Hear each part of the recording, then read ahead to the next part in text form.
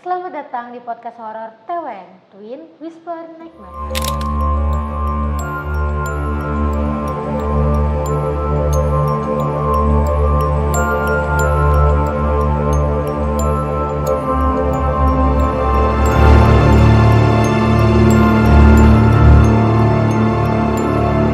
Bersama saya Nika Rigi Dan saya Tania Salsabila.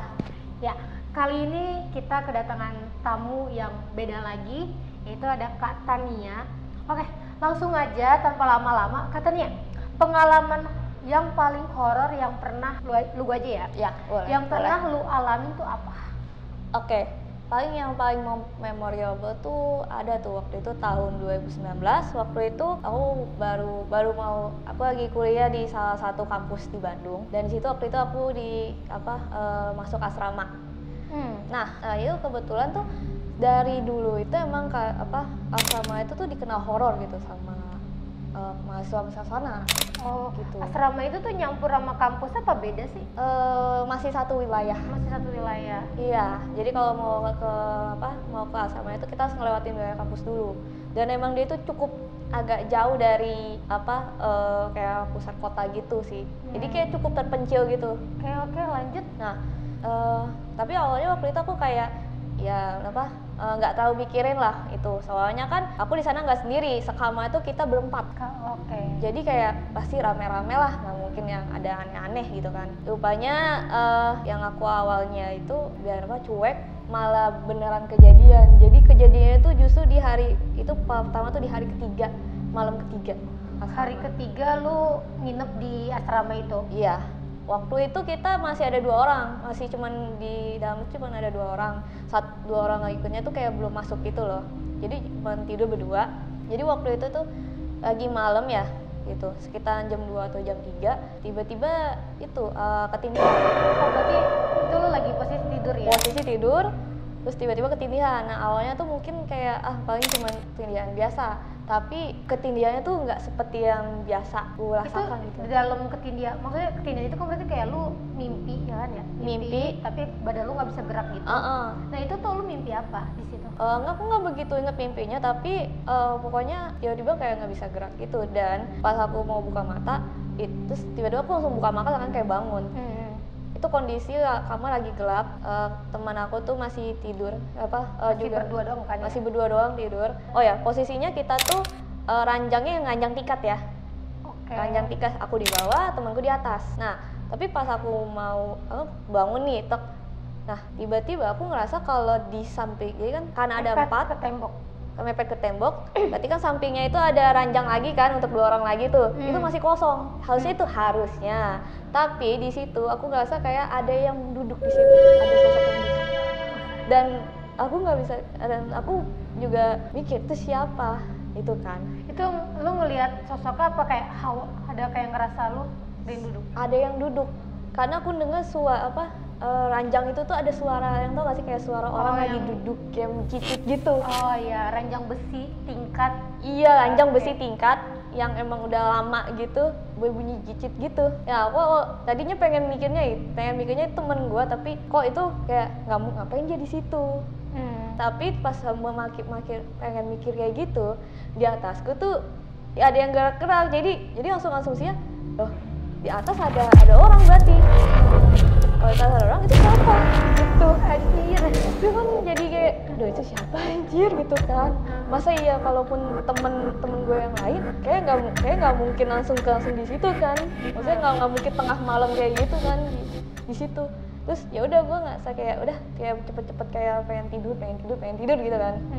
Nah cuman jadinya susah tidur, tapi gara-gara itu susah tidur. Nah pas lagi kayak menjem kayak setengah sadar gitu, tiba-tiba dari yang sosok yang duduk itu berdiri terus ke tengah, pelan-pelan tuh ke tengah. Itu tuh kayak udah kayak beneran kayak udah antara bingung nih, kayaknya ini bukan ketindihan lagi deh ini. Udah kayak udah. Itu sosok kayak itu tuh bentuknya kayak gimana yang lu ingat? Perempuan Tinggi. perempuan tinggi tapi bener-bener kayak siluet, beneran siluet badan tapi kayak nggak jelas gitu gimana, kayak bener-bener kayak siluet orang gitu. Dan itu tuh aku kayak apa ya, mau jadi kayak mau setengah merem pengen ngeliat, tapi udah kayak nggak berani duluan gitu karena udah mikir ini kayaknya bukan orang deh, bukan temen gue nih. Cara jalannya aja ya enggak ya. Iya, udah nggak bisa, dan juga nggak bisa ngapa-ngapain juga di situ kan. Akhirnya ya udah tidur sampai akhirnya dengan itu tuh dengan sedikit memberanikan diri ngadep ke tembok, miring ke tembok. Tapi pas miring ke tembok tiba-tiba aku mulai ngerasain itu sesuatu yang sempit langsung muncul dengan pas di belakang. Itu tuh kayak langsung kayak bener-bener kayak feel orang kita lagi kalau lagi miring kayak gitu terus ada sosok itu juga kan. Itu tuh bener-bener udah kayak cuma bisa diem baca doa, pas banget baca doa tiba itu gongnya adalah kayaknya aku kalau aku ngeliat dari hawanya tuh dia posisinya tuh dari gini gini karena bener-bener kayak kerasa awalnya tuh kayak apa dia kayak nunduk ngeliatin aku gitu. Iya, itu cuma bisa dari atas kayak kan lu ngadep sini berarti dia bangun gitu. Iya, jadi kayak ruku gitu. Iya, apa sih? Iya banget sih. Ya langsung kayak waduh itu juga itu bener-bener kayak udah nggak inilah, nggak mikir apa, cuma kayak bisa ya udah berdoa aja gitu, merem. Tapi pikiran kemana-mana. Iya, karena bener-bener kayak ini gue pergi gitu kan. Kayak mau ngapain sih gangguin gue gitu kan. Gangguin gue, dan itu tuh lumayan lama kayak ada berapa menit sampai datang azan subuh. Azan subuh bahan itu hawanya itu hilang sampai akhirnya gue ketiduran lagi. Bangun kayak dingin. Iyalah. Dan itu kejadian hampir 2 malam. 2 malam berturut-turut. 2 malam berturut-turut digituin. Akhirnya juga akhirnya gara-gara itu curhat lah ke temen dari kamar lain, terus katanya gitu kayak, terus dia cuma kayak gini, oh kayaknya itu emang penghuninya lagi pengen kenalan. Gitu. Istilahnya gitu banget kan, kenalan, tapi kenalannya gak asik banget. Nah, kejadian kedua ada nih, waktu itu kita udah berempat, masih di kejadian di asrama lu, di asrama ini. Nah ini kan kejadian berempat nih, kebetulan kita itu tuh udah tengah malam tapi masih pada bangun, masih ada aktivitas masing-masing. Nah itu pas banget lagi bengong, lagi kayak hening gitu. Tiba-tiba lampu tuh mati nyala. Terus kita langsung kayak kayak diem di tempat, terus ngelengok ke sakral. Nah masalahnya tuh di sakral itu kan agak jauh deket pintu. Dan di situ kita tuh nggak ada posisi yang lagi deket di situ, di sakral itu. Jadi kayak bener-bener jauh, misalnya kayak satu di ujung sini, satu di kasur, satu di mana gitu kan. Terus kita jadi kayak, dan masalahnya kalaupun misalkan lampunya rusak, itu masalah kita pengen mikir kayak gitu, tapi tetap ada suara saklara yang dipencet-pencet gitu. Jadi kayak ada orang yang benar iseng cetek gitu. Jadi kan makanya kita nengoknya bukan nengok ke atas, nengoknya ke sakral. Betul. Ya kan, pergi kayak gitu. Jadi kita mikirnya siapa yang mainin lampu? Pada bukan gua di sini. Bukan gua. Gitu. Jadi kayak cepet kabur enggak? Enggak, mungkin karena kita lagi berempat jadi kita lagi berani waktu itu. Kayak wah ada yang iseng nih, ada yang celetuk satu gitu kan. Sampai mungkin kayak hampir setengah jam kemudian tiba-tiba kan kita kan asrama itu kan ada koridor gitu kan. Tiba-tiba dari sebelah tuh ada yang teriak sampai semua kayak satu di lantai itu pada keluar. Kita juga teriak gitu kan. Ternyata ada yang kesurupan. Iya.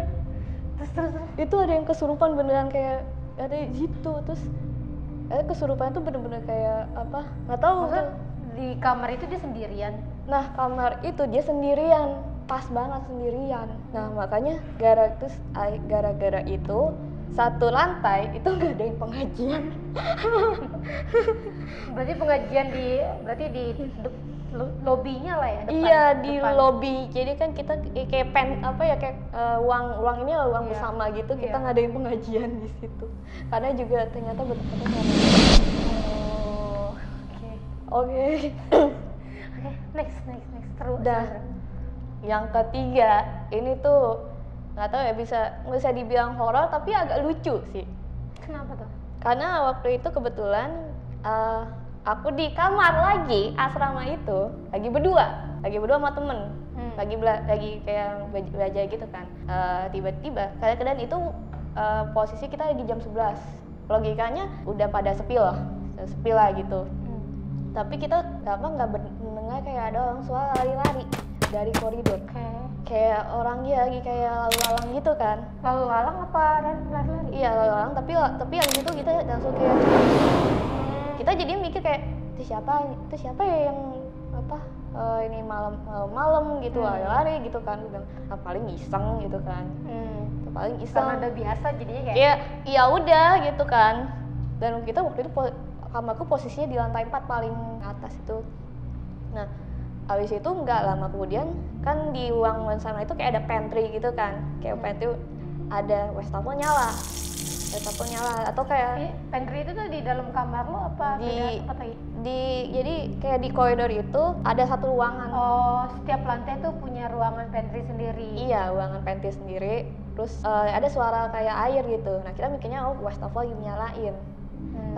Tapi itu tuh udah lama banget, kayak udah berapa lama gitu tuh wastafel nggak ada yang matiin tuh kan. Tapi lama-lama itu kayak debit airnya tuh makin kencang.